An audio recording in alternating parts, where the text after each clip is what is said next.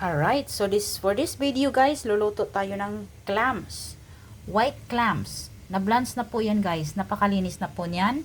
At ito yung kanyang spices. Meron tayong sibuyas, luya, bawang. At meron tayong tausi. At saka spring onion leaves. Ayan, let's go!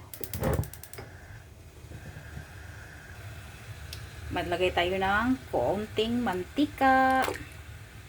Ayan, painitin natin ang mantika guys. At ilagay na natin ito sabay-sabay ang mga spices. Kunin natin ang ating panghalo. Hinaan lang natin ang apoy guys. Small fire lang tayo. Bisa-bisa lang natin yan ng konti. Ayan, at isunod na natin ang tausi. Isa-gisa natin ng konti.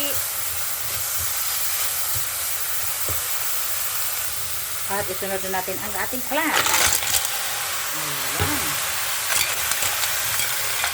Haluin lang ng mabuti guys. Hanggang mahalo siya at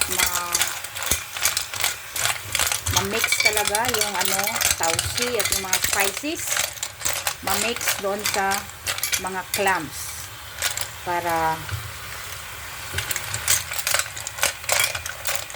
mawala yung kanyang langsa, no?